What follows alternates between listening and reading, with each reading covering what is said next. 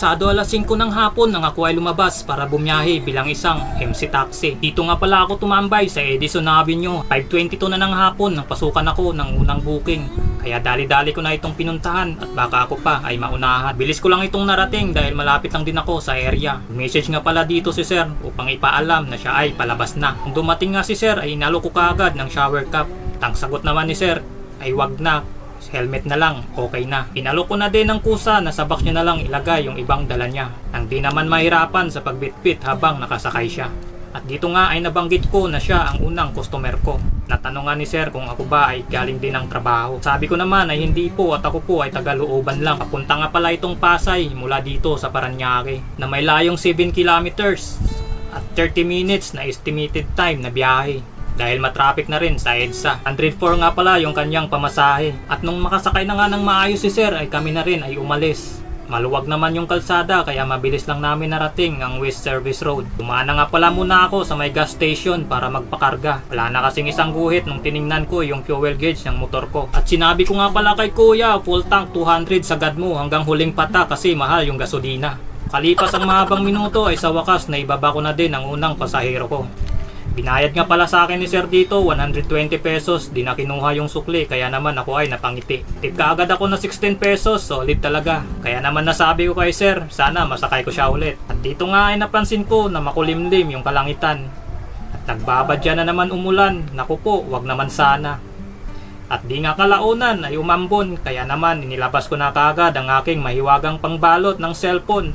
Walang iba kundi ang ice wrapper. Pinasukan na din pala ako ng pangalawang booking. At dito nagumpisa na yung unang booking na maganda ay napalitan ng pangit na pangalawa. Dumating ako sa pick up area, di ko na makontak yung customer. Nag-message na ako at tinawagan ko na din pero wala talaga. Pero nagpasya pa rin ako na maghintay. Nagbaka sakali na dumating siya. At dito sinampal ako ng katotohanan na iniwan niya na talaga ako ng walang alinlangan, biro lang. Nakapanghinayang kasi malaki pa man din sana yung pamasahe niya. Pero di bali, move on na lang sa next booking. At baka mabigyan ulit ng magandang pasahero, biro lang, booking pala. Dahil malabo na nga tayong siputin kaya nagpasya na lang talaga akong i-cancel. Halos umabot din ng mahigit 20 minuto yung nasayang sa oras ko.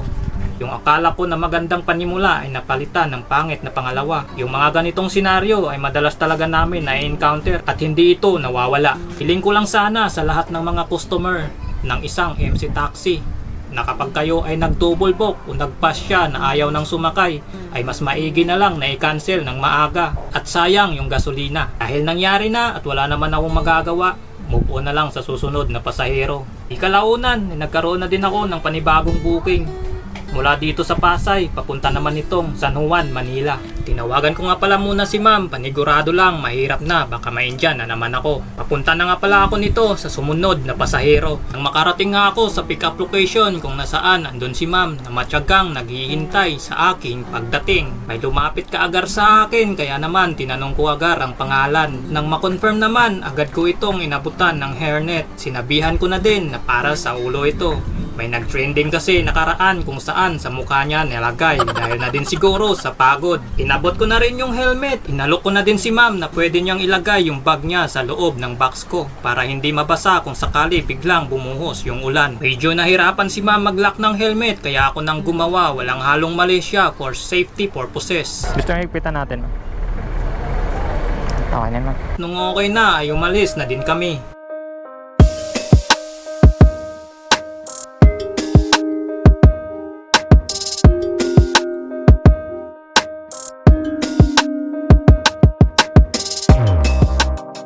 Na-stuck nga pala kami ni ma'am dito sa may Osmeña Highway. Namali kasi ako ng daan, dapat pala sa Ruas Boulevard na lang kami. At dito ay nagkwentuhan na lang kami ni ma'am.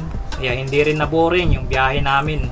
Marami kaming napag-usapan na tila ba komportable. At ako naman ay handang makinig sa mga kwento ng aking mga pasahero na kagaya nito na madalas ibinabahagi yung mga kanilang mga naging karanasan sa buhay-buhay. Naibaba ko na nga pala dito si ma'am. At kung umabot ka man sa part na ito, maraming salamat sa panonood, kaibigan. Dito ko na din pala puputulin yung video na ito. Kung bago ka nga pala sa channel ko, ay huwag kalimutan mag-subscribe. Shoutout ko nga pala dyan si Mark Ladios. Salamat sa suportang tunay, binigyan ako ng damit niyan. Shoutout din kay Charlinan Gadong. Salamat sa panonood. At hanggang dito na lang mga kasiking. Ako nga pala si Vin as Vin Seeking TV. See you on my next vlog and peace out.